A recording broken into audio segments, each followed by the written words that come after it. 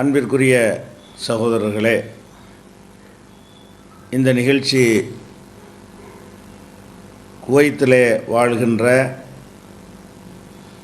நம்முடைய சகோதரர்கள் கேட்டுக்கொண்டதற்கு இணங்க அவர்கள் கூடியிருக்கின்ற அரங்கத்தில் உள்ள மக்களுக்காக நிகழ்த்தப்படுகின்ற உரையாகும். இந்த நிகழ்ச்சியில் ஈகோ என்கின்ற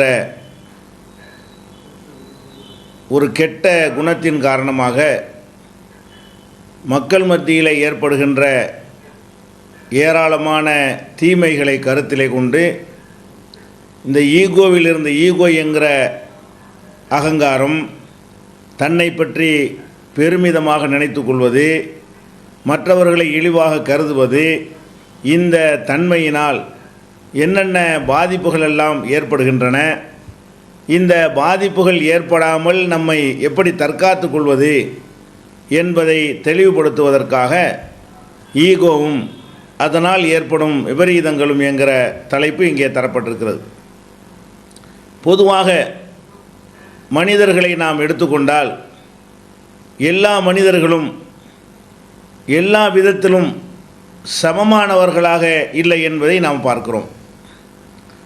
ஒவ்வொரு மனிதருக்குள்ளேயும் மற்றவரிடம் இல்லாத தனி சிறப்புகளை அல்லாஹ் வழங்கி மனிதர்களை பாரபட்சமாகவே படைத்திருக்கிறான். சிலருக்கு அல்லாஹ் அறிவை அதிகமாக கொடுத்திருப்பான், மற்றவர்களுக்கு குறைவாக அந்த அறிவை வழங்கியிருப்பான். சிலருக்கு அல்லாஹ் பதவியை வழங்குவான், மற்றவர்கள் அந்த பதவியை பெற்றவர்களுக்கு கீழே பணிபுரியக்கூடிய வகையில் அல்லாஹ் அமைத்திருப்பான். சிலருக்கு அதிகமான பொருளாதார செல்வத்தை வழங்கியிருப்பான். வேறு சிலர் அந்த பொருளாதார செல்வம் பெற்றவர்களை சார்ந்து இருப்பவர்களாக அல்லாஹ் படைத்திருக்கிறான். அதே போல் உடல் வலிமை எடுத்துக்கொண்டாலும், ஆற்றலை எடுத்துக்கொண்டாலும், இன்ன பிற திறமைகளை எடுத்துக்கொண்டாலும், பாரம்பரியத்தை எடுத்துக்கொண்டாலும், இப்படி எந்த விஷயத்தை எடுத்துக்கொண்டாலும் எல்லாரும் சமமான நிலையில் இருக்கிறார்கள் என்று சொல்ல முடியாது. அப்படி அல்லாஹ் மனித குலத்தை படைக்கவே இல்லை. அப்போ ஒவ்வொரு மனிதனுக்குள்ளேயும் சில சிறப்பான தகுதிகளை, அந்தஸ்துகளை அல்லாஹ் வழங்கி இருக்கும் பொழுது அதை சரியான முறையில் புரிந்து கொள்ளாத காரணத்தினால்தான் ஈகோ என்கிற ஒரு அகந்தை மனிதனுக்கு ஏற்படுகிறது. அறிவு அதிகமாக வழங்கப்பட்டிருக்கக்கூடியவன் அதனால் அவன் அகந்தை கொள்கிறான், பெருமை அடிக்கிறான். தன்னுடைய கர்வத்தை விட்டுவிடக்கூடாது, எந்த சந்தர்ப்பத்திலும் தன்னை யாரும் மிஞ்சிவிடக்கூடாது, தனக்கு எந்த ஒரு அவமானமும் இழிவும் மற்றவர்களால் ஏற்படக்கூடாது என்று அறிவு கொடுக்கப்பட்டவனும் நினைக்கிறான். பொருளாதார வசதி படைத்தவனும் தன்னை விட கீழ்நிலையில் உள்ளவர்களால் தனக்கு எந்த விதமான இழிவும் அவமானம் ஏற்படக்கூடாது என்று கருதுகிறான். இப்படி ஒவ்வொரு விஷயத்திலையும் யாருக்கு அல்லாஹ் சிறப்பான ஒரு தகுதிகளை வழங்கி இருக்கிறானோ அவர்களில் சில பேர், சொல்லப்போனால் பல பேர், அதை பற்றி கர்வமாக பெருமையாக நினைக்கக்கூடியவர்களாக இருக்கிறார்கள். இப்படி தன்னை பற்றி உயர்வாக, பெருமையாக, கர்வமாக மனிதன் நினைக்கும் பொழுதுதான் குடும்பத்திலே பிரச்சனைகள் ஏற்படுகின்றன, ஒரு சமூகத்திலே பிரச்சனை ஏற்படுகிறது, ஊரிலே பிரச்சனை ஏற்படுகிறது, மக்கள் மத்தியிலே எல்லா தரப்பிலையும் பிரச்சனைகள் வளர்வதற்கு காரணமே இந்த மாதிரியான ஈகோ என்கிற இந்த அகந்தையும் கர்வமும் தன்னை பற்றி உயர்வாக மனிதன் நினைப்பதும் தான் காரணமாக இருக்கிறது. ஒரு குடும்பத்தில் திருமணம் நடந்த பிறகு ஒரு ஆண் என்ன நினைக்கிறான் என்று சொன்னால், நான் ஆண் என்ற காரணத்தினால் நான் உயர்ந்தவன், என்னுடைய உயர்வுக்கு எதிராக எனக்கு மனைவியாக வந்திருக்கக்கூடிய ஒரு பெண் எந்த வகையிலும் நடக்கக்கூடாது, அப்படி நடந்தால் என்னுடைய ஆண் என்ற அந்த கர்வத்திற்கு, அந்த பெருமைக்கு, அந்த கௌரவத்திற்கு அது இழுக்கு என்று நினைக்கும் பொழுது அங்கே குடும்பத்தில் பிரச்சனை ஏற்படுகிறது. அதே போல் இதே குடும்பத்திலேயே ஆணாக இருக்கக்கூடிய, கணவனாக இருக்கக்கூடியவன் குறைந்த படிப்பு உள்ளவனாக இருந்து அவனுடைய மனைவி அதிகம் படித்தவளாக இருந்தால் இந்த ஈகோ அவளுக்கு வந்து விடுகிறது. அவள் நினைக்கிறாள், நான் இவனை விட நான் அதிகம் படித்திருக்கிறேன், என்னுடைய படிப்போடு ஒப்பிடும் பொழுது என் கணவனுடைய படிப்பு ரொம்ப கம்மி, அறிவு குறைவு, நான் சொல்வது தான் சரியானதாக இருக்கும், என் கணவன் சொல்வது சரியாக இருக்க முடியாது, ஏனென்றால் அவன் படிக்கலை என்று ஒரு மனைவி நினைக்கக்கூடிய நேரத்தில் இதனால் அவன் பாதிக்கப்படும் பொழுதும் குடும்பத்தில் பிரச்சனை ஏற்படுகிறது. அதே போல் மனைவியாக வரக்கூடியவள் பெரிய இடத்து பெண்ணாக இருந்து அதிகமான பொருள் வசதி கொண்ட ஒரு குடும்பத்தில் பிறந்து கணவனாக இருக்கக்கூடியவன் ஒரு ஏழையாக இருப்பான் என்று சொன்னால் அப்போது கூட அந்த மனைவியின் தரப்பில் தன்னை உயர்வாக அவள் நினைக்கும் பொழுது அங்கேயும் பிரச்சனை ஏற்படுகிறது.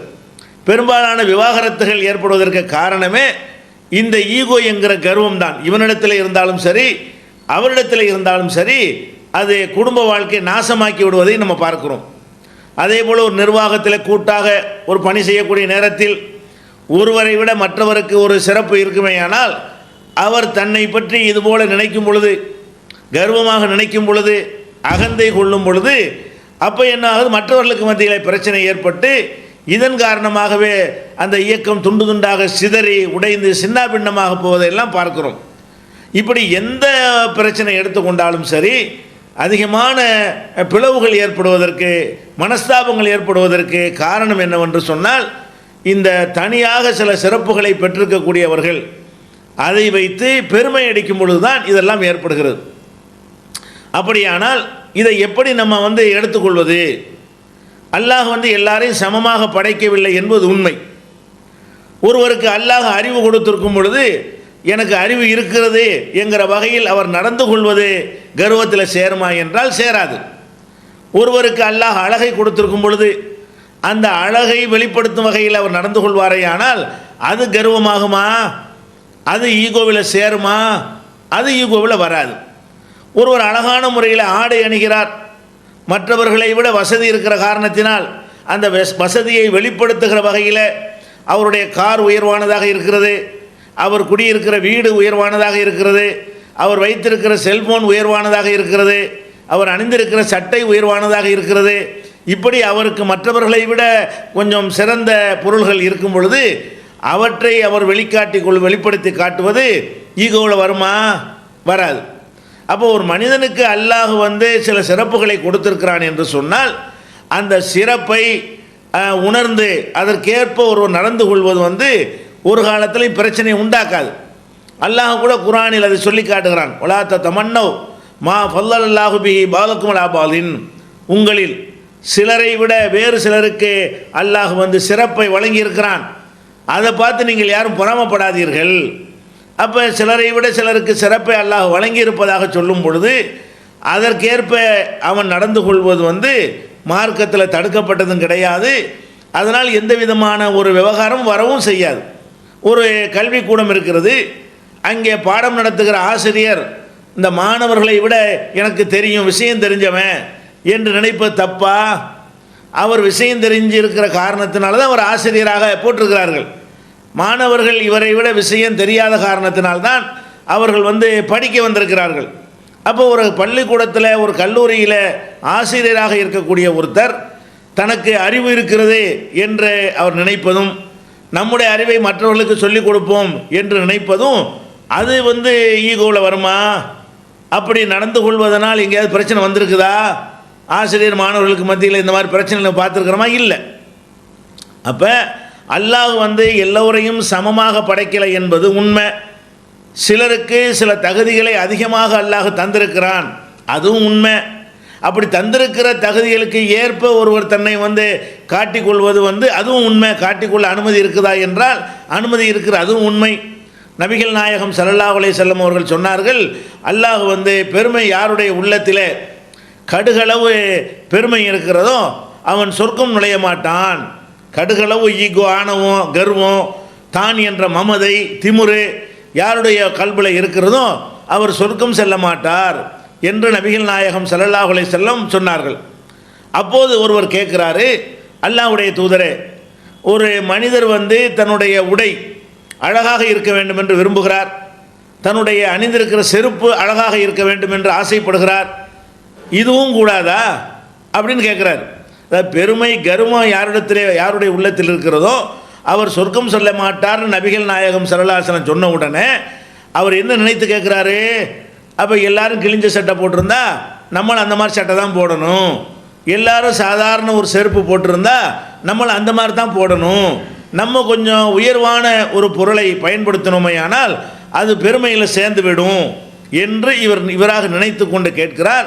அல்லாஹ்வுடைய தூதரே, அவருடைய செருப்பு அழகாக இருக்க வேண்டும், உடை அழகாக இருக்க வேண்டும் என்று ஒரு மனிதர் விரும்புகிறாரு, இதை பற்றி என்ன சொல்கிறீங்க அப்படின்னு கேட்குறாரு. அப்போ நபிகள் நாயகம் ஸல்லல்லாஹு அலைஹி வஸல்லம் சொல்கிறாங்க, இன்னல்லாஹ ஜமீலுன் யுஹிப்புல் ஜமால், அல்லாஹ் அழகானவன், அழகை விரும்புகிறான், நல்லா அணிஞ்சிக்கிட்டு போ, உன்னிடத்தில் மற்றவர்கள்ட்ட இருப்பதை விட உயர்ந்த ஆடை இருந்தால் நன்றாக அணிந்து கொள், மற்றவர்களிடத்தில் இல்லாத அளவுக்கு உயர்ந்த தரத்தில் செய்யப்பட்ட தயாரிக்கப்பட்ட செருப்பு இருக்குமே ஆனால் அதை போட்டுக்கொள், இது அல்லாஹ்வே அழகை விரும்புகிறான், நீ அழகாயிரி.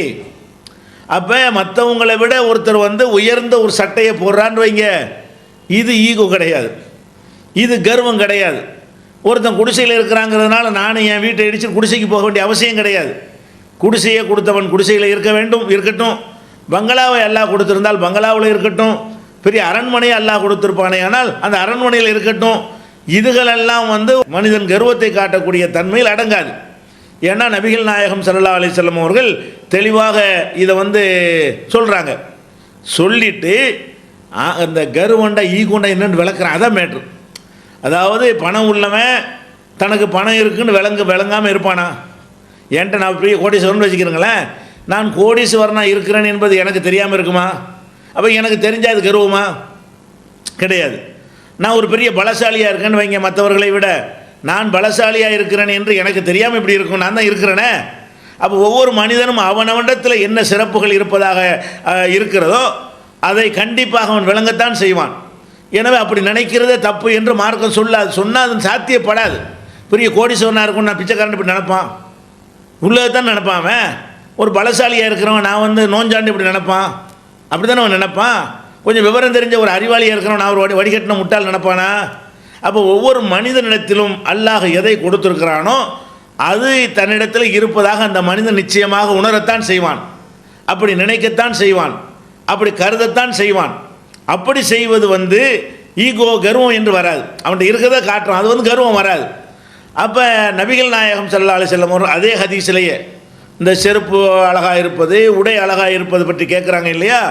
அப்போ அந்த ஹதீஸிலே வளர்க்குறாங்க ரசூல் ஸல்லல்லாஹு அலைஹி வஸல்லம், பெருமைண்டா கர்வண்டா ஆணவண்டா ஈகோண்டா என்னன்னு கேட்டால், அதாவது சத்தியத்தை பத்தருல் ஹக், சத்தியத்தை மறுக்கிறதும் மற்ற மனிதர்களை இழிவாக கருதுவதும் எங்கே வருதுன்னு கேட்டால், ஒரு மனுஷனுக்கு அறிவு இருக்குன்னு வைங்க, எனக்கு அல்லாஹ் அறிவை தந்திருக்கிறான், இவனுக்கு அறிவை கொடுக்கல என்கிற அளவோடு அவன் வைத்து கொண்டானேயானால் அதில் எந்த குற்றமும் கிடையாது.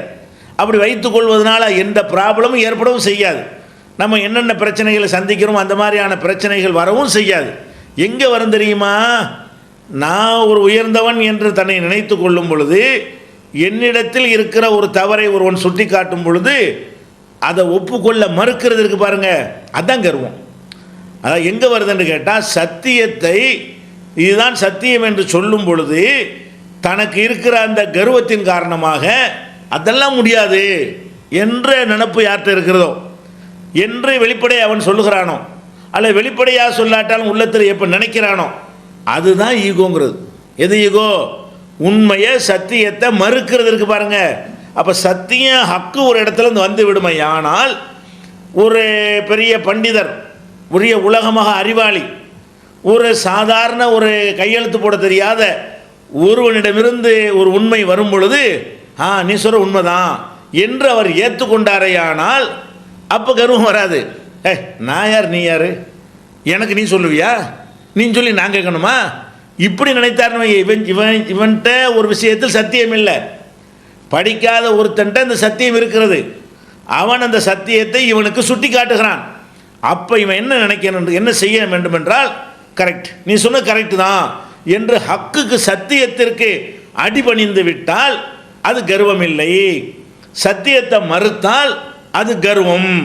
நபிகள் நாயகம் ஸல்லல்லாஹு அலைஹி வஸல்லம் ஈகோவுக்கு அழகாக விளக்கம் தர்றாங்க. அது மாத்திரம் இல்லாமல் சத்தியத்தை மறுக்கிறது ஒன்றாச்சா, வகம் துன்னாஸ், மக்களை எல்லாம் இழிவாக்குறது. இவர் தனக்கு விஷயம் இருக்குன்னு நினைக்கிறது தப்பு இல்லை. அவன் முட்டாளார், அவன் ஒன்றும் தெரியாமல் இருக்கிறதுனால அவன் இழிந்தவன், அவன் கேவலமானவன் என்று சொல்லி மற்ற தனக்கு ஒரு சிறப்பு இருக்குன்னு நினைத்தோடு நிறுத்தி கொள்ள வேண்டும். தனக்கு ஒரு சிறப்பு இருக்குது என்ற காரணத்தினால அடுத்தவனுக்கு இழிவு இருக்குன்னு நினைக்கிறான் பாருங்க. அந்த மாதிரி நினைக்கிறதுக்கு பேர் தான் ஈகோங்கிறது. நல்லா வழங்கி கொள்ள வேண்டும். நம்ம இடத்துல இருக்கிற சிறப்புகளை பற்றி நினைத்து சந்தோஷப்படுவது தப்பு கிடையாது. அது அது கர்வத்தில் சேராது. இருக்கிறது உள்ளது உள்ளபடி அவன் விளங்கி கொண்டான் என்று தான் அதுக்கு எடுத்துக்கொள்ள வேண்டும். இந்த ஹதீஸிலிருந்து அப்படித்தான் நம்ம புரிந்து கொள்ள முடிகிறது. அப்போ கர்வம் எங்கே வருது? உண்மையை மறுக்கும் பொழுதும் மற்றவங்களை கேவலமாக கருதும் பொழுதும் தான் இது வருகிறது. எது வருது? இந்த கர்வம் பெருமைங்கிறது அங்கே தான் மோதல் முட்டிக்கிட்டு இருக்கு. அப்போ தான் பிரச்சனை ஏற்படும். இந்த மாதிரியான ஒரு அடிப்படை நபிகள் நாயகம் ஸல்லல்லாஹு அலைஹி வஸல்லம் விளக்கி விட்டார்கள். இந்த கர்வம் தான் உலகத்தில் அல்லாஹ்வுக்கு எதிராக செய்யப்பட்ட ஒரு பெரிய ஒரு யுத்தமாக அல்லாஹ் எடுத்துக்கொள்கிறான். இந்த கர்வம் எந்த அளவுக்கு அல்லாஹ்வுக்கு பிடிக்காது என்று சொன்னால், இதனாலேயே ஒருத்தனை எங்கேயோ வச்சிருந்த ஒருத்தனை தூக்கி அல்லாஹ் கடாசிட்டான். அவன் தான் இப்லீஸ். நமக்கு தெரியும் இப்லீஸ்கிட்ட வந்த தன்மை என்ன, இப்லீஸ்கிட்ட இருந்த மேட்ரு என்னன்னு பாருங்க. அவன் அல்லாஹ் மறுத்தவனாக இருந்தானா? இல்லை. அல்லாஹ் வணங்கி கொண்டவனாக இருந்தான், மலக்குகளோடவன் இருந்தான். அதில் எந்த ஒரு குறையும் இல்லை. அவன் என்ன பிரச்சனை என்று சொன்னால், ஆதம் அலைஹிஸ்ஸலாம் அவர்களுக்கு கொடுக்காத சில தகுதிகளை அவனுக்கு அல்லாஹ் கொடுத்தான். ஆதம் அலைஹிஸ்ஸலாத்தை அல்லாஹ் மண்ணில் படைத்திருக்கும் பொழுது இவனை நெருப்பில் படைக்கிறான். மண் நெருப்பு என்கிற மூலப்பொருளை கம்பேர் பண்ணி பார்க்கும் பொழுது அது நெருப்பு கொஞ்சம் ஒசந்தது என்று அவனுக்கு தெரிகிறது.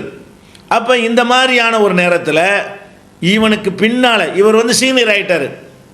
இப்லீஸ் சீனியராக இருக்கிறான். இவனுக்கு பின்னாடி ஒருவரை அல்லாஹ் படைக்கிறான். அவர் மண்ணால் வேற படைக்கப்படுறாரு, ஜூனியராக வேற இருக்கிறாரு. அவருக்கு நீ மரியாதை செய்யி அப்படின்னு அல்லாஹ் சொல்கிறான். அப்போ மரியாதை செய்யும் போய் இவன் என்ன நினைக்கிறான் தெரியுமா? இது நான் பெருசு அவர் பெருசான்னு பார்க்குறான். இப்போ அவன் என்ன பிரச்சனை வருதுங்க? நான் பெரிதா அவர் பெரிதா? நான் எவ்வளவு சீனியரான ஒரு ஆள், நான் எதுலேருந்து படைக்கப்பட்டிருக்கிற ஒரு ஆள், என்னைய போய் இவருக்கு பணியை சொல்கிறதா அப்படிங்கிற ஒரு கேள்வி அவனுக்கு வருகிறது. அது அல்லாஹ் கட்டளை இடலேன்னு வைங்க, இந்த கேள்வி கரெக்டு தான். இப்லீஸ் சிறந்தவனா ஆதம் அலைஹிஸ்ஸலாம் சிறந்தவரான்னு பார்த்தா இவன் தான் சீனியருங்கிற வகையில் இவன் தான் சிறந்தவன். அவர் பின்னாடி வந்தவர். அவர் பெரிய இபாதத்துகளை மூழ்கி திளைத்து அல்லாஹ்வுக்காக நிறைய அர்ப்பணித்து கொண்டவர்லாம் இல்லை, இப்போ தான் படைக்கப்பட்டிருக்கிறார். அப்போ இவர் பெரிய அளவில் அல்லாஹ்வுக்கு பெரிய பெரிய சாதனைகள்லாம் செஞ்சவர் கிடையாது.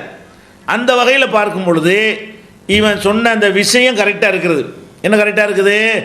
ஹலக்தனி மின்னார் வ ஹலக்தஹு மின் தீன். என்னை நெருப்பால் படைத்தாய், அவரை நீ மண்ணால் களிமண்ணால் படைத்திருக்கிறாய். அஸ்ஜுது லிமன் ஹலக்த தீனா. களிமண்ணில் நீ படைத்த ஆளுக்கு நான் பணிவேனா? நான் பணிகிறதா இருந்தால் என்னை மாதிரி ஒரு ஆளுக்கு பணிய சொல்லு, அவருக்கு பணிவேனா அப்படின்னு கேட்குறான். இந்த இடத்துல இவன் கேட்ட விஷயம் இந்த வகையில் பார்த்தா கரெக்டு தான். ஏன்னா இவன் களிமண்ணால் அவர் நெருப்பில் படைக்கப்பட்டிருக்கிறான், அவர் களிமண்ணால் படைக்கப்பட்டிருக்கிறாரு. அந்த வகையில் அவனுடைய ஆர்குமெண்ட் சரியாக இருந்தாலும் ஒரு சத்தியத்தை மறந்துட்டான். என்ன சத்தியத்தை மறந்துட்டான்? நான் எவ்வளவுதான் உயர்வானவனாக இருந்தாலும் என்னை படைத்த இறைவனுக்கு நான் அடிமை.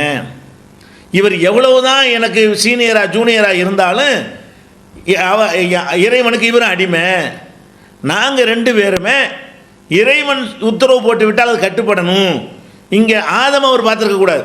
இப்லீஸ் என்பவன் ஆதமை பார்க்கக்கூடாது, தன்னையை பார்க்கக்கூடாது. எதை பார்த்துருக்கணும்? இந்த ஆர்டர் எங்கேருந்து வருது? ஆதமுக்கு பணின்னு சொன்னது யார்? என்னை படைத்தவன் சொல்கிறான், ஆதமை படைத்தவன் சொல்கிறான்.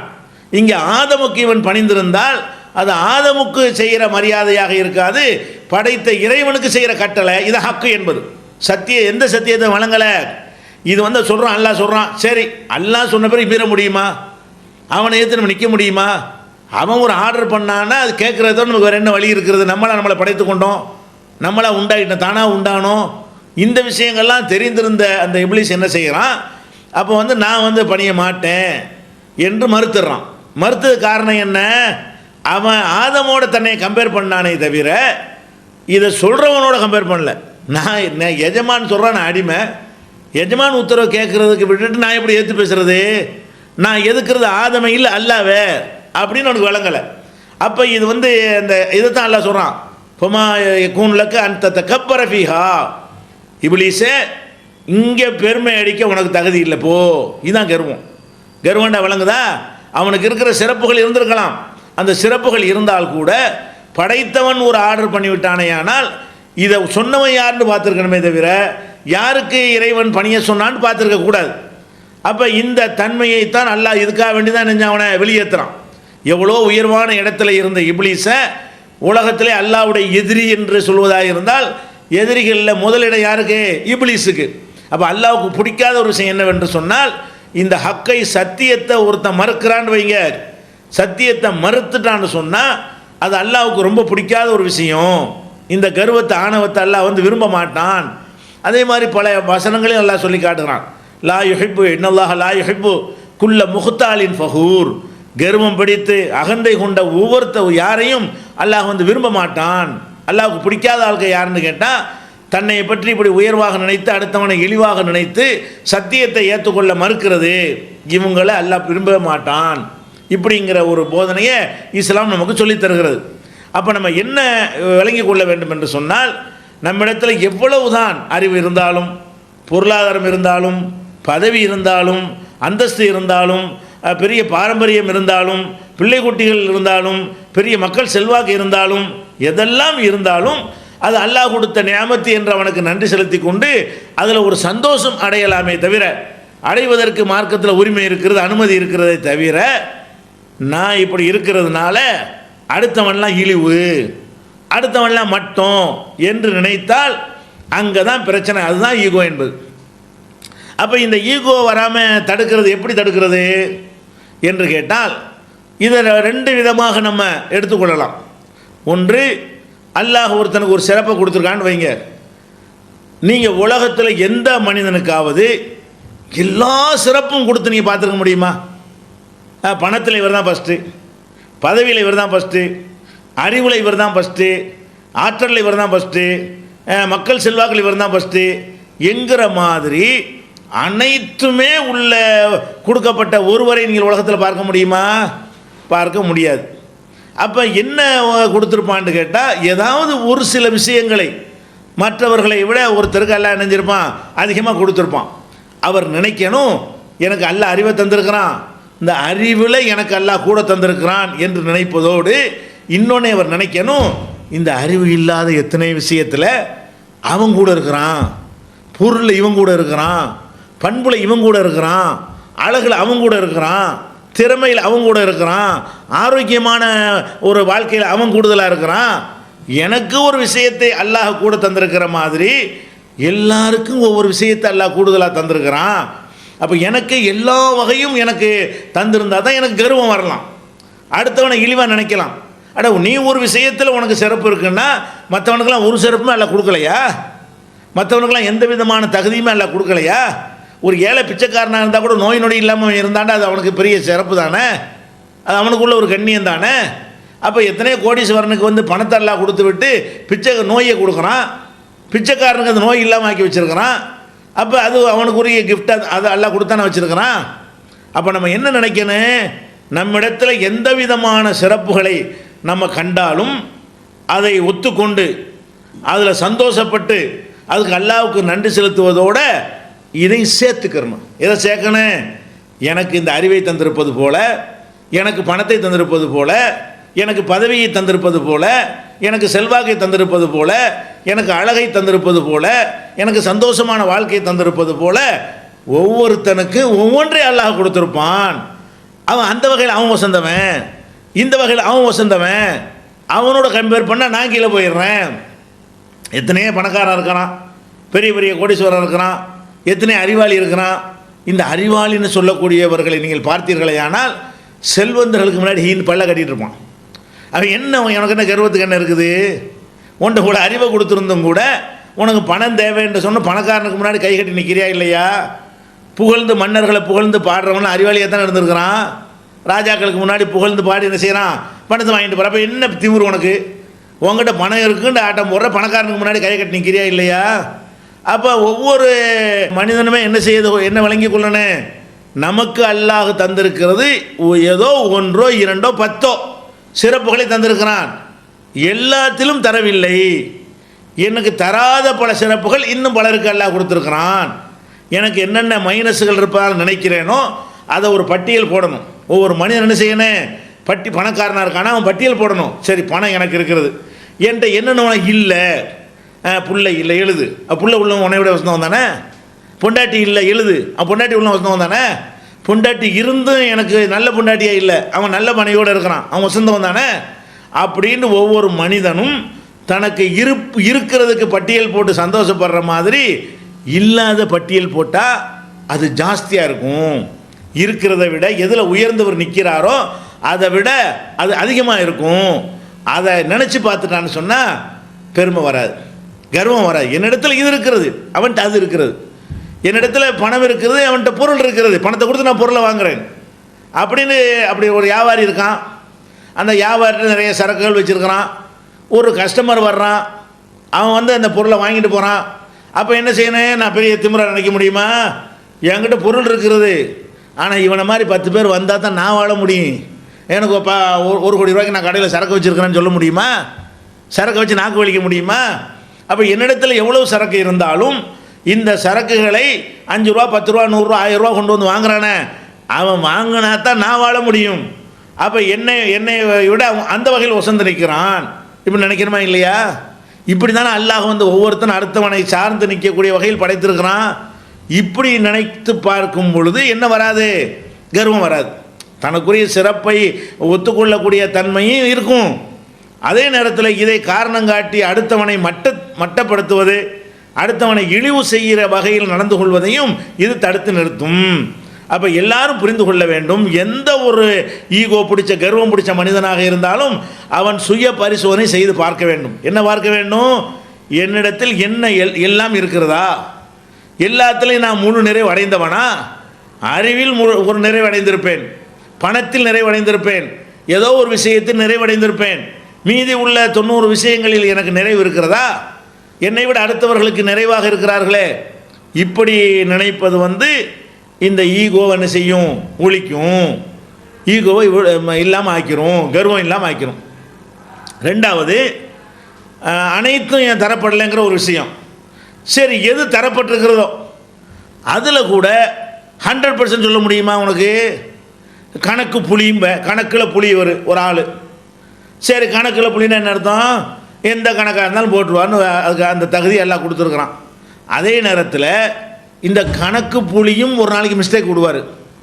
அப்போ அந்த கணக்கு புளிகிட்ட வந்து பியூனாக இருப்பான் பாருங்கள், அவன் அந்த மிஸ்டேக் கண்டுபிடிச்சி சொல்லுவான்.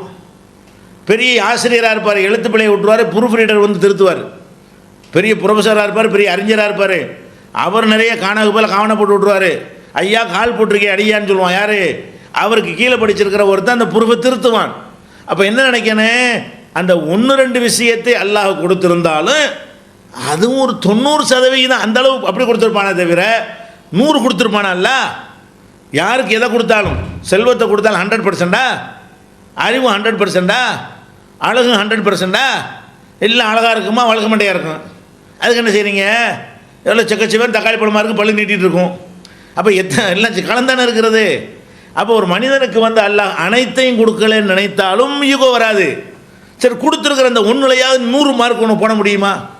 எந்த ஒன்று உனக்கு இருக்கிறதோ, அறிவை எடுத்துக்க, என்னவோ ஏதோ ஒன்று எடுத்துக்க, அதில் 100% உன்னை மிஞ்சி ஒத்தனம் இல்லைன்னு சொல்ல முடியுமா? ஒரு மாசு மறு அதில் இல்லைன்னு உன்னால் சொல்ல முடியுமா?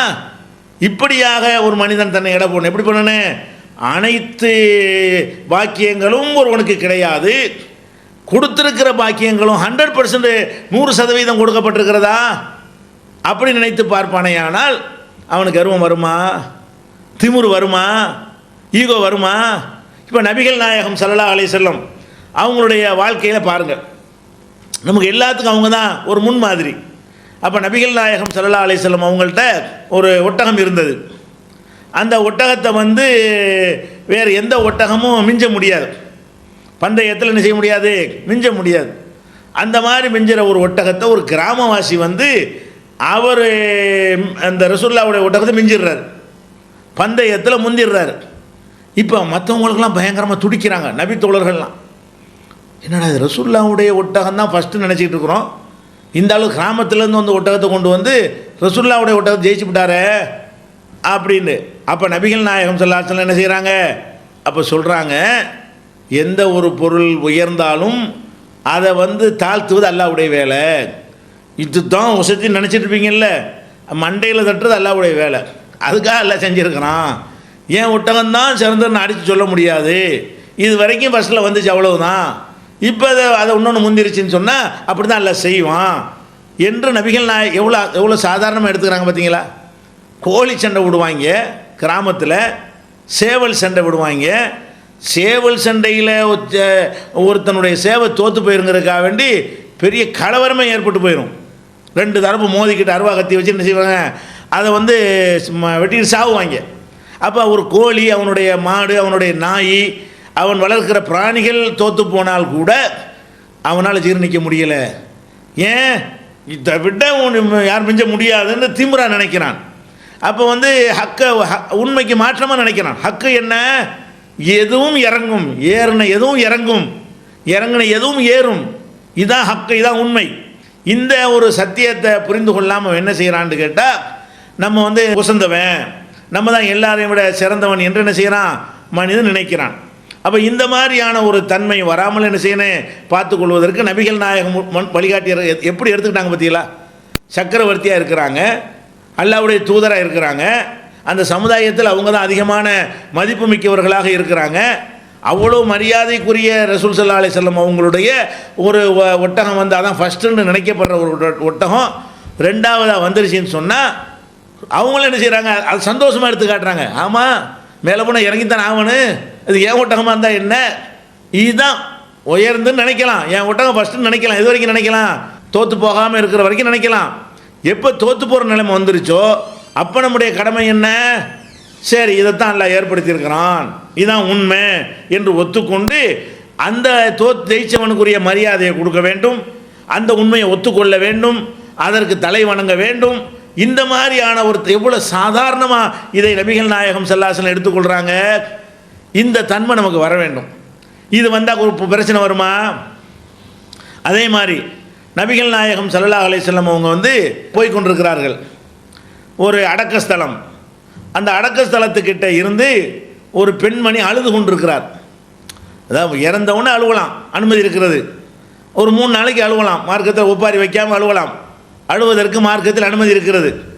அடக்கம் செஞ்ச பிறகு கபருக்கிட்ட உட்காந்துக்கிட்டு அந்த பொம்பளை என்ன செய்யுது, அழுது கொண்டு இருக்கிறது. அப்போ நபிகள் நாயகம் ஸல்லல்லாஹு அலைஹி வஸல்லம் போகும்போது அதை பார்க்குறாங்களா, இத்தகில்லாஹ் வஸ்பிரி, இந்தம்மா அல்லாஹ் பயந்துக்கம்மா, பொறுமையாக இருமா அப்படின்னு சொல்கிறாங்க. அப்போ இறந்துட்டாங்கிறக்காண்டி அதுக்காண்டி இப்படி செய்கிறதா, கபர்ஸ்தானில் நின்றுட்டு அழுவியா, அல்லாஹ் பயந்துக்க, சபுரு பொறுமையை கடைப்பிடிங்கிறாங்க. அப்போ அந்த அம்மாவுக்கு நபிகள் நாயகம் ஸல்லல்லாஹு அலைஹி வஸல்லம் அவங்கள வந்து தெரியலை, அவங்கள பார்த்ததில்லை, கேள்விப்பட்டிருக்குது. அப்போ ரசூல் ஸல்லல்லாஹு அலைஹி வஸல்லம் அவங்கள பார்க்காத, ஏன்னா அவங்க ரசூல்லா தனி அடையாளமும் இருக்க மாட்டாங்க. யாரோட போனாலும் அவங்க தான் ரசூல்லான்னு சொல்கிற மாதிரி தலையில் பெரிய முண்டாசு கட்டிக்கிட்டு நெத்தியில் எழுதி ஒட்டிக்கிட்டு போகிற மாதிரி அந்த மாதிரியான டைப்லாம் ரசூல்லா கிடையாது. எல்லா மனிதர்களைப் போலவே அவருடைய நடை உடை பாவனை எல்லாமே இருக்கும். டிஃப்ரெண்ட்டான ஒரு கோலத்தில் தோற்றத்தில் அவங்க இருக்க மாட்டாங்க. அதனால் அந்த அம்மாவை கண்டுபிடிக்க முடியலை. இலைக்கு அண்ணி வேலையை பார்த்துட்டு போயான்ருச்சு. நான் எனக்கு உள்ள முசீபத்து எனக்கு தான் தெரியும், நான் குடும்பத்தில் இழந்துருக்கிறேன், நீ நான் இழந்துட்டேன், உன் வீட்டில் யாராவது செத்து போயிட்டாங்களா, என் வீட்டில் செத்து எனக்கு தான் தெரியும், இப்படி சொல்லுது அந்த அம்மா. அப்படி சொல்லுது, இலைக்கு அண்ணி வேலையை பார்த்துட்டு போ அப்படின்னு சொல்லி நபிகள் நாயகம் ஸல்லல்லாஹு அலைஹி வஸல்லம் சொல்லும் பொழுது நபிதான்னு தெரியாமல் ஏற்று பேசி பிடிச்சி. அப்போ ஒரு ஆள் இப்போ பக்கத்தில் கவனிச்சிட்டு இருந்த ஒருத்தர் வந்து ரசூல் ஸல்லல்லாஹு அலைஹி வஸல்லம் கடந்து போயிட்டாங்க. போன உடனே அந்த அம்மாட்ட வந்து, யார் தெரியுதா, நீ யார்கிட்ட பேசணும்னு தெரியுமா, அவங்க தான் அல்லாஹ்வுடைய, எனக்கு தெரியாத, அவங்க தான் ரசூல் ஸல்லல்லாஹு அலைஹி வஸல்லம் அவங்கன்னு எனக்கு தெரியாதுன்னு சொல்லி அந்த அம்மா என்ன செய்யுது, வேகமாக ஓடி போகுது. ரசூல்லா வீடு எங்கே இருக்குன்னு கேட்டு போய் அங்கே போனால் வாசலில் வாயிற்காப்பான்லாம் கிடையாது, ரசூல்லாவோட வீட்டுக்கு என்ன இருக்குல்ல பராக் சொல்லணும் ஆள் இருக்காது. நேராக உள்ளே போய் ரசூல்லாட்ட, அல்லாஹ்வுடைய தூதரே இந்த மாதிரி எனக்கு தெரியாமல் சொல்லிவிட்டேன் அப்படின்னு சொல்லிட்டு, அதை வந்து நீங்கள் தான் எனக்கு தெரியாது, உங்களை அல்லாஹ்வுடைய தூதரை எனக்கு விளங்காதுன்னு சொல்லி சொன்ன உடனே அப்போ ரசூல் ஸல்லல்லாஹு அலைஹி வஸல்லம் நினைஞ்சாங்க, இன்னம சபுர் இந்த சதமத்தில் ஊழா, பொறுமையை கைப்பிடிப்பது என்பது அது துவக்கத்திலே வரணும், ஆரம்பத்தில் வந்திருக்கணும். நீ இப்போ வந்து சொல்கிறதுல அர்த்தம் இல்லைம்மான்னு சொல்கிறாங்க. இதில் நீங்கள் கவனிக்க வேண்டிய விஷயம் என்னென்னு கேட்டால், ரசூல் ஸல்லல்லாஹு அலைஹி வஸல்லம்னா உயிரை கொடுக்குற அளவுக்கு தொண்டர்களை வச்சுருக்கிறாங்க. அவங்களுக்கு கிடைத்த மாதிரியான தொண்டர்கள் வந்து உலகத்தில் யாருக்குமே கிடைத்தது இல்லை. அந்த அளவுக்கு உயர்வாகவும் மரியாதையும் கருதப்படக்கூடிய தொண்டர்களை வைத்திருக்கிற ரசூல் ஸல்லல்லாஹு அலைஹி வஸல்லம் அவங்களுக்கு ஒரு அம்மா வந்து வேலையை பார்த்துட்டு போயான்னு சொன்னால், இது மாதிரி ஒரு கவுன்சிலர்கிட்ட சொன்னால் என்ன நடக்கும், ஒரு எம்எல்ஏட்ட சொன்னால் என்ன நடக்கும், ஒரு இன்ஸ்பெக்டர் சொன்னால் என்ன நடக்கும், ஒரு ஏட்டையாட்ட சொன்னால் என்ன நடக்கும், அல்லாஹ்வுடைய என்ன செய்கிறாங்க, அப்படியே பேசாமல் போயிடுறாங்க. வேலையை பார்த்துட்டு போனோன்னு செய்கிறாங்க. சரி, நம்மளை தெரியல, தெரிஞ்சால் தானே கேட்டிருப்பாங்க, தெரிஞ்சு கூட இப்படி சொல்லலாம் அப்படின்னு சொல்லிட்டு அது ஒரு சாதாரணமாக எடுத்துக்கொண்டு அவங்க வாட்டு போயிட்டாங்க. அப்போ இதில் வந்து ஒரு பெரிய பாதிப்பாகி அப்படி டென்ஷன் ஆகி போய் அப்படி தலையில் கையை வச்சுக்கிட்டு, என்ன நான் எப்படிப்பட்ட ஒரு ஆள், என்னை எதிர்த்து உன் வேலையை பார்த்துட்டு போகணும் கேட்பதா? இந்த மாதிரி நபிகள் நாயகம் ஸல்லல்லாஹு அலைஹி வஸல்லம் என்ன செய்யலை, அப்படிலாம் கேட்பதற்கு எல்லா தகுதியும் அவங்களுக்கு இருக்கிறது. அவங்கள ஏற்றி யாரும் பேசுனது கிடையாது. அடிக்கடி பேசி பழகின ஆளுக்காவது பழகி போயிருக்கும். நபிகள் நாயகம் ஸல்லல்லாஹு அலைஹி வஸல்லம் அவங்கள வந்து அவங்க தோழர்கள் யாருமே இந்த மாதிரிலாம் பேசவே மாட்டாங்க. இந்த மாதிரியான ஒரு அந்தஸ்தோட வளம் வந்து கொண்டிருந்த அல்லாஹ்வுடைய தூதரை பார்த்து உன் வேலையை பார்த்துட்டு போய் என்று சொல்லும் பொழுது கொஞ்சம் கூட பாதிக்காமல் சாதாரணமாக போயிட்டாங்க. சரி, போன பிறகு அந்த அம்மா வந்துச்சுல, அப்போ ஆச்சு, ஏன் என்ன ஏற்று நீ பேசுனியா, நான் யார் தெரியுமா, என்ன ஏற்று பேசி மன்னிப்பு கேட்க வந்திருக்கிறியா, அப்படியா சொன்னாங்க. சாதாரணமாக போகிறாங்க, சாதாரணமாக சந்திக்கிறாங்க, சாதாரணமாக அதுக்கு ரிப்ளை கொடுக்குறாங்க. ரசூல் ஸல்லல்லாஹு அலைஹி வஸல்லம் பொறுமைனா நான் முதல் சொன்ன அப்போ கேட்டிருக்கணுமா நீ? பொறுமை என்பது எடுத்த எடுப்புலையே வரணுமே தவிர இப்படியெல்லாம் வந்து சுட்டி காட்டின பிறகு வரக்கூடாது. அதான் நல்ல சிறந்தது என்று சொல்லி மார்க்க அறிவுரை ஒன்று சொன்னார்களே தவிர தன்னை அந்த அம்மா எதிர்த்து பேசுனது என்பதை வந்து ஒரு கடுகளவு கூட அவங்க காட்டிக்கொள்ளவே இல்லை. அப்போ என்ன மேட்ரு இதில்? சத்தியத்தை பாருங்கள், சொன்ன விஷயத்த சொல்கிறாங்க. சரி, நம்ம வந்து அல்லாஹ்வுடைய தூதரை எல்லாம் தெரிஞ்சிருக்கணுமா, எல்லோரும் கேட்கணுமா? இந்த மாதிரி பாதிக்கப்பட்ட உணவுல இருந்து அவங்க 4 வார்த்தை சொல்ல மாட்டாங்களா? அவங்க சொல்லுங்க, இந்த மாதிரி உரிமை இருக்கா இல்லையா? இப்படிங்கிற மாதிரி ரசூல் ஸல்லல்லாஹு அலைஹி வஸல்லம் அவர்கள் எடுத்துக்கொண்டாங்க. பாருங்கள், இதுக்கு என்ன காரணம்? இந்த சத்தியத்தை மறுத்துடக்கூடாது, மக்களை இழிவாக கருதிடக்கூடாது. நபிகள் நாயகம் ஸல்லல்லாஹு அலைஹி வஸல்லம் அவங்க ஒரு ஆள்கிட்ட கடன் வாங்கியிருக்கிறாங்க. கடன் வாங்கினவர் வந்து கேட்க வர்றாரு. கேட்க வந்தால் எப்படி கேட்குறாரு? கடுமையான முறையில் கேட்குறாரு. என்ன கடுமை என்றெல்லாம் ஹதீஸை சொல்லப்படலை. ஆனால் கடுமையான முறையில் கேட்கும் பொழுது சஹாபாக்கள் கோவம் வந்து அவர் அடிக்க போகிற அளவுக்கு அவருடைய அந்த கேட்குற விதம் கடுமையாக இருக்கிறது. அப்போ நபிகள் நாயகம் ஸல்லல்லாஹு அலைஹி வஸல்லம் என்ன சொல்கிறாங்க? தவ் விடுங்க, இன்னலி சாஹிபில் ஹக்கு மகாலன், கடன் கொடுத்தவருக்கு இது மாதிரியாக பேசுகிற உரிமை இருக்கிறது. ஒருத்தர் கடன் கொடுத்தாரையானால் அந்த கடன் கொடுத்தவர் என்ன செய்யலாம்? இந்த மாதிரி பேசலாம், அவருக்கு உரிமை இருக்கிறது. எவ்வளோ உயர்ந்த இடம் பார்த்தீங்களா? அல்லாஹ்வுடைய தூதர், ஜனாதிபதி, சக்கரவர்த்தி, அவங்கள சுற்றி பெரிய படையே வச்சுருக்கிறாங்க, உயிரை கொடுக்கக்கூடிய படையை வைத்திருக்கிறாங்க. அதுக்கும் மரியாதை கொடுக்காம, தூதருக்கு மரியாதை கொடுக்காம, மன்னருக்கு மரியாதை கொடுக்காம அற்பமான ஒரு கடனை கொடுத்ததுக்காக வேண்டி வந்து கொடுக்குறியா இல்லையா? என்ன வார்த்தை சொன்னார்னு வரல, ஆனால் கடுமையாக கேட்டார்னு வருது. அப்போ இது போன்ற ஒரு வாசகத்தை பயன்படுத்தி அவர் கடனை கேட்கும் பொழுது நபிகள் நாயகம் ஸல்லல்லாஹு அலைஹி வஸல்லம் வந்து இதெல்லாம் நினச்சி பார்த்து கர்வப்பட்டாங்களா? நான் யார், என்கிட்ட கடன் கேட்குறியா, நான் யார் தெரியுமா உனக்கு, நினச்சா உன்னை பிடிச்சி உள்ளே போட்டுருவேன் தெரியுமா, இந்த மாதிரிலாம் சொன்னாங்களா? அப்போ என்ன செய்கிறாங்க? அதில் உள்ள உண்மையை பார்க்குறாங்க. அதாவது அவர் கொடுத்தவர், நான் வாங்கினவர், நான் தூதருங்கிற ஒரு அந்தஸ்து எனக்கு இருக்கலாம், நான் சக்கரவர்த்திங்கிற ஒரு மன்னருங்கிற ஒரு அந்தஸ்து எனக்கு இருக்கலாம், எனக்கு இவ்வளோ பெரிய தொண்டர்கள் தோழர்கள்லாம் எனக்கு உறுதுணையாக இருக்கலாம், அது ஒரு வகை. அதே நேரத்தில் இதில் உள்ள உண்மை என்ன? நான் கடன் வாங்கியவன், இவர் கடன் கொடுத்தவர். அப்போ கடன் கொடுத்தவருக்குன்னு சில உரிமை இருக்குமையானால் அது என் விஷயத்திலும் அவருக்கு இருக்கிறது. அந்த வகையில் அவர் வசதி நான் கீழேன்னு தான் அர்த்தம். அவர் கொடுத்தவராகி விடார், நான் வாங்கினவராகி விடுகிறேன் என்று சொல்லி அவர் விட்டுருங்க. இன்னலி சாஹிபில் ஹக்கி மகாலன், கடன் கொடுத்தவருக்கு இது போன்ற சில சொற்களை சொல்லுகிற உரிமை இருக்கிறது, மார்க்கத்தில் இருக்கிறது. இதுதாங்க ஈகோ ஒழிக்கிறது. ஈகோ எது ஒழிக்கும்?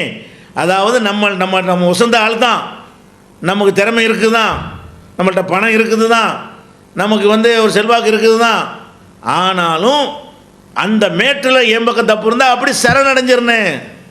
குறிப்பிட்ட விஷயத்தில் என்னிடத்தில் பிழை இருந்தால் அது அப்படி என்ன செய்யணும்? ஒத்துக்கொள்ள வேண்டும்.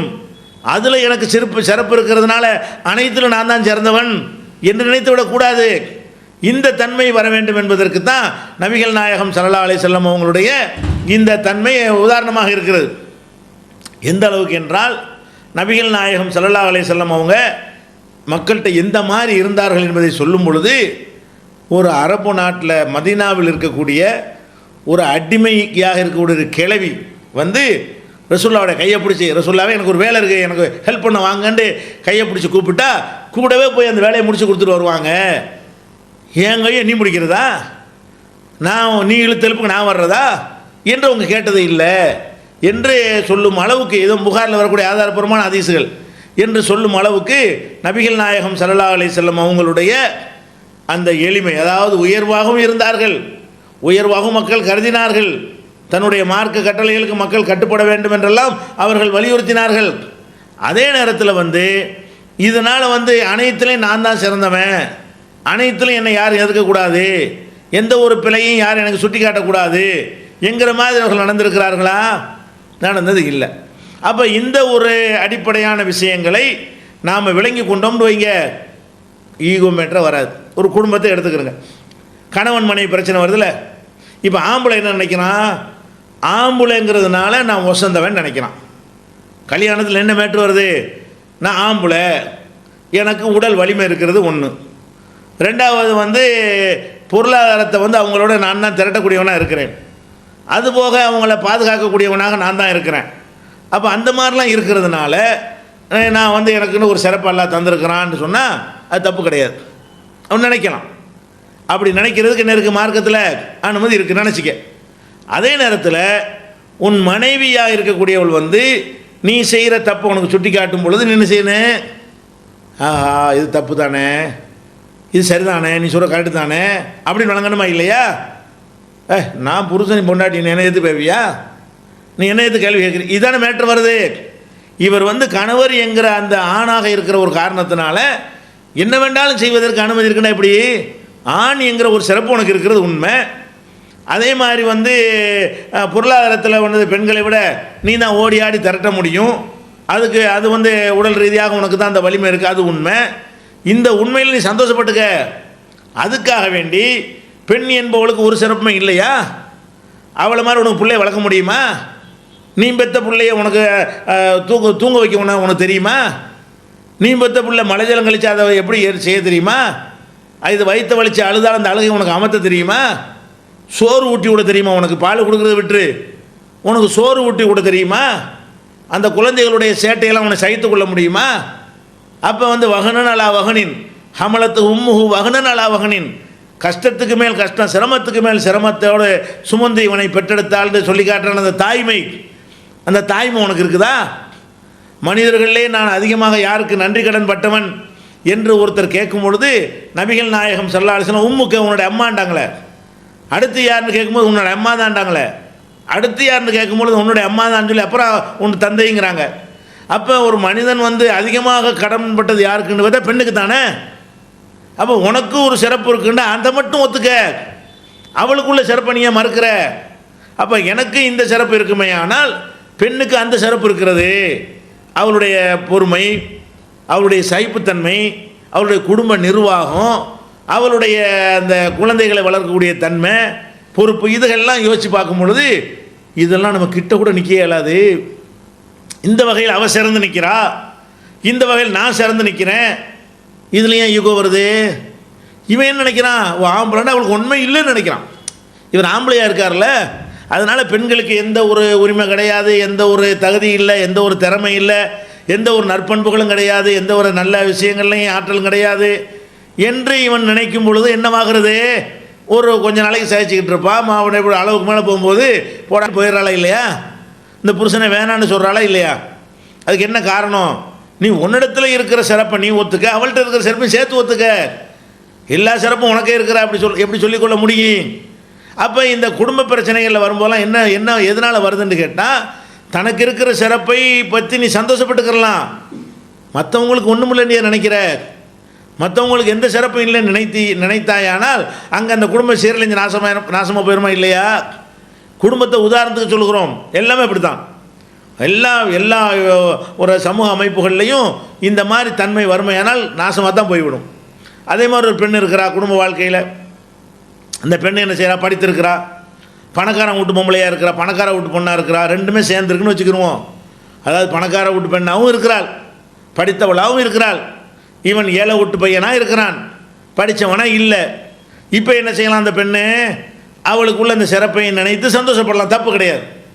நம்மகிட்ட எல்லா வசதி தந்திருக்கிறான், நம்ம நன்றி செலுத்துவோம், இதை கொண்டு என்ன நல்ல காரியம் செய்யணுமோ செய்வோம், கணவரை விட நம்ம எல்லாம் அந்த வகையில் ஒரு சிறந்த நிலையில் வச்சுருக்கிறான் என்று நினைத்தால் அது தப்பு கிடையாது.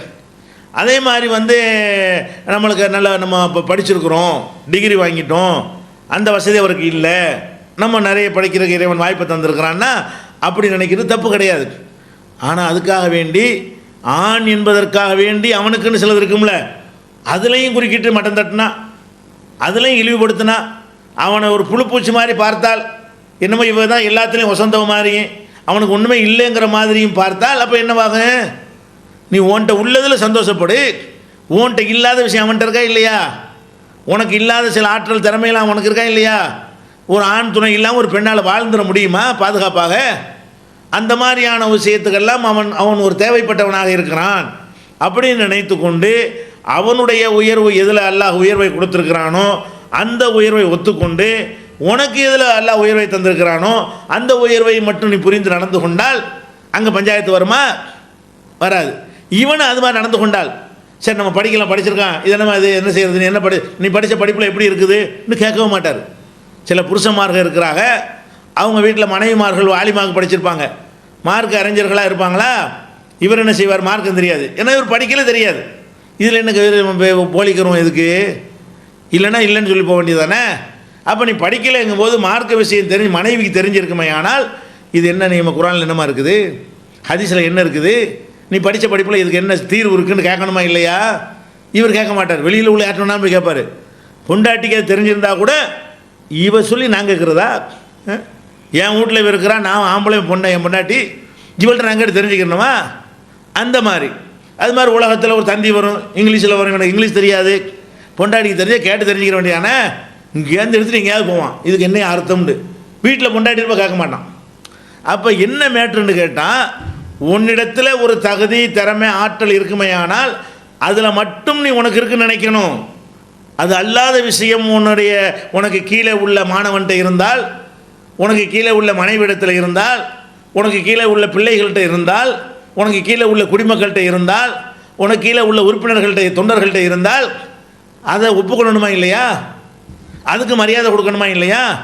அப்போ அந்த மாதிரியான ஒரு அடிப்படையில் இல்லாமல் இவன் அப்படி கர்வமாக நினைக்கும் போது நம்மளை மிஞ்சி எதுவும் வரக்கூடாது. பள்ளிக்கூடத்தில் வச்சு ஒரு மாணவனுக்கு பாடம் நடத்தும் போது இவர் ஏதாவது ஒரு பிழை விட்டான்னு வைங்க, ஒரு மாணவன் ஏற்று சார் நீங்கள் சொன்னதில் தப்பு மாதிரி தெரியுது சார்டான்னு வைங்க, கர்வம் வச்சு அவனை ஃபெயில் ஆக்கிடுவார்.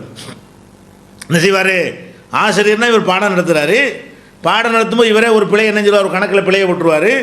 ஒரு வரலாறில் ஷாஜஹானுக்கு பேர ஜஹாங்கீர்ன்றுவார், மாணவன் சார் ஷாஜஹான் இல்லை சார் ஜஹாங்கீர் சார்ன்றுவானா சபையில் வச்சு, இவருக்கு உசுறு போயிடும். அது அவன் சொன்ன சரியாக தவறு, அதை பாரு.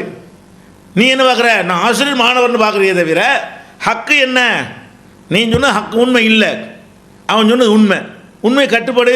மாணவனாக இருந்தால் அவன் இழிவானவன், அவன் உனக்கு தெரியாத 4 விஷயம் உனக்கு தெரிஞ்சிருக்க முடியாதா?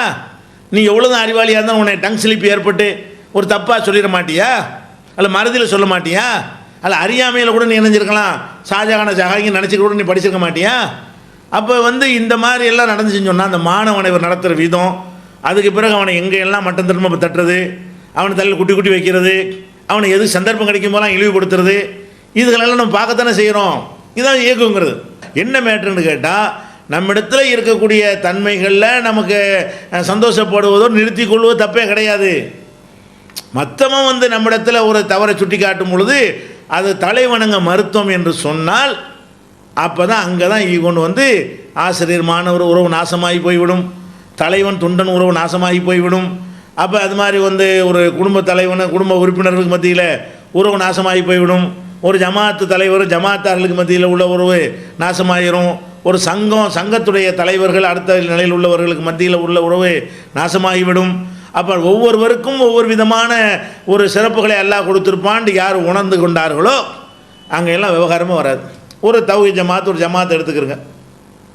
இந்த ஜமாத்தில் ஒரு 5 பேரோ 10 பேரோ, உதாரணத்துக்கு தான் சொல்லி காட்டுறேன், எல்லா இயக்கங்களில் உள்ளவங்களுக்கும் இது பயன் தரக்கூடிய விஷயந்தான்.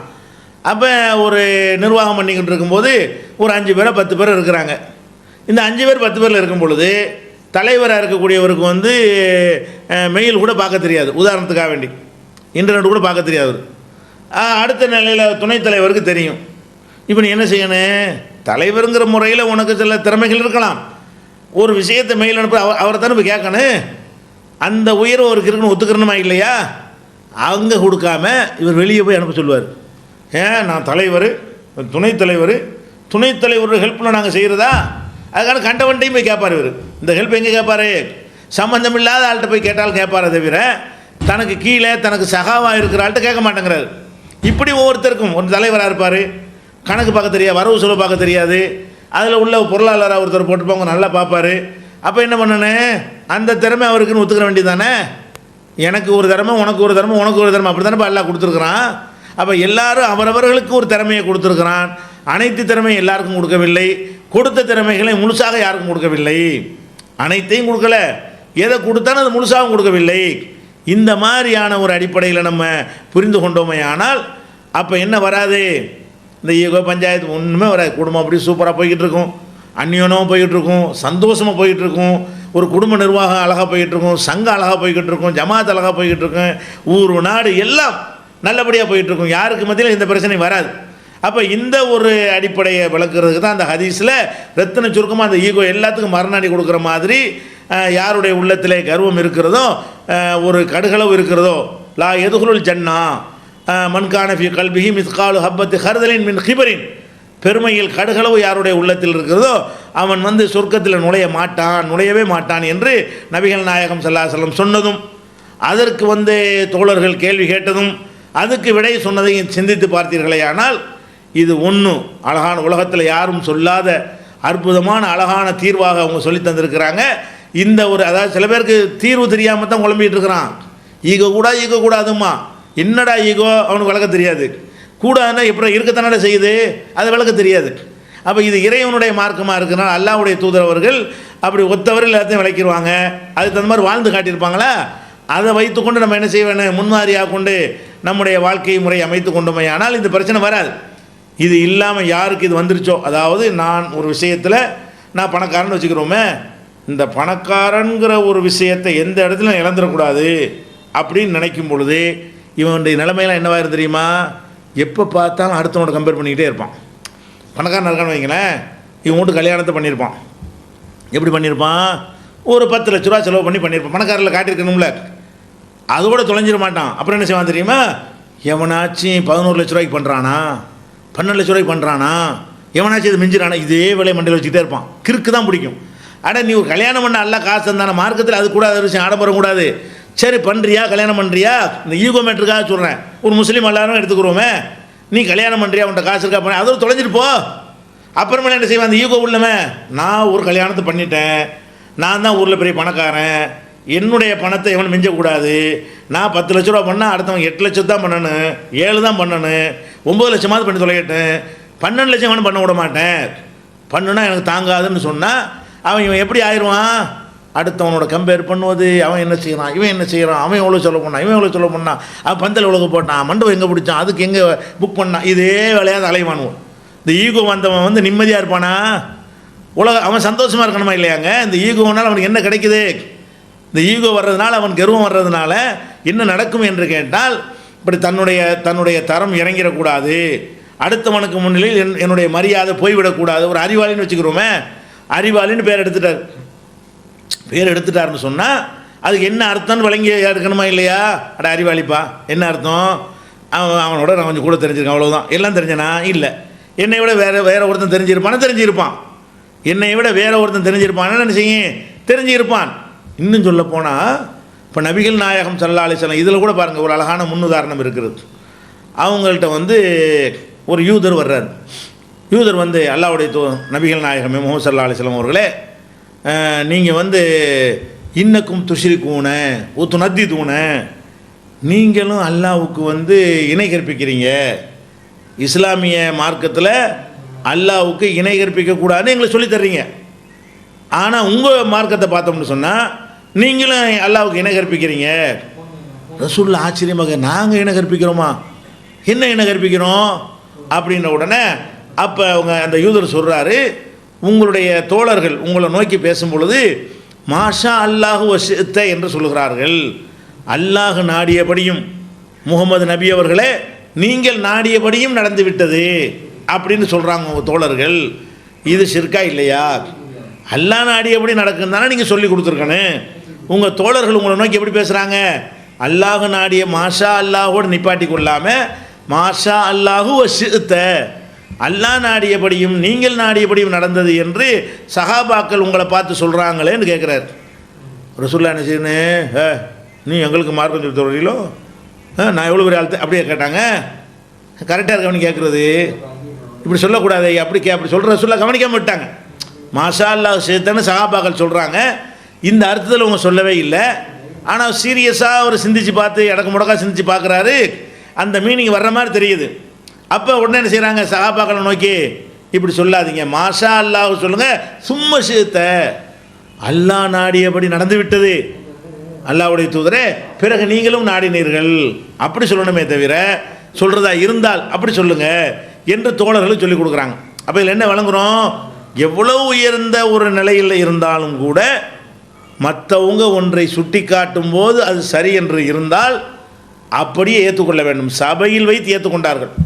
யூதனுக்கு நான் பணிஞ்சவனா? யூதன் சொல்கிறத சபையில் வச்சு ஏற்றுக்கிறதா? ஏற்றுக்கிட்டால் என் மரியாதை என்ன ஆகுறது அப்படி நினைத்தார்களா? அப்போ இதான் மேட்ரு. இந்த ஒரு தன்மையை நம்மிடத்தில் வளர்த்து கொண்டோமே ஆனால் எல்லா பிரச்சனையும் சால்வ். ஈகோ, கர்வம், ஆணவம் எதுவுமே நம்ம அண்டவே அண்டாது. அது போக இது அல்லாஹ்வுக்கு ரொம்ப கோபத்தை தரக்கூடிய, ரொம்ப வெறுப்பு தரக்கூடிய, நரகத்தில் தள்ளக்கூடிய, நரகத்தில் சொர்க்கத்து நுழைய மாட்டான் என்று சொல்லக்கூடிய ஒரு மகாபாதகம் என்கிற மறுமை நம்பிக்கையும் மூன்றாவதாக இதோடு சேர்ந்து கொள்ளுமையானால் நமக்கு என்ன வராது? ஈகோ வராது. ஈகோ வரலை என்று சொன்னால் நம்முடைய நிம்மதி குலைஞ்சு போகாது. அடுத்தவனை கம்பேர் பண்ண மாட்டோம், அடுத்தவனை தோண்டி துருவிக்கிட்டு இருக்க மாட்டோம், அடுத்தவனை மட்டம் தட்டிக்கிட்டு இருக்க மாட்டோம். என்ன மட்டம் தட்டினது ஒசன முடியும்? என்ன நம்மளை ஒசந்தவன் ஆக்கியாச்சுல ஒரு சபையில் வச்சுக்கிட்டு அடுத்தவனுக்கு ஒன்றும் தெரியும்னு காட்டணும். அப்போ தான் ஒசத்தி வரும். 4 பேர் கிறுக்கன்னு ஆக்கணும், 4 பேர் முட்டாள்னு காட்டணும். இப்படியெல்லாம் அவனை தூண்டிக்கிட்டே இருக்கும்.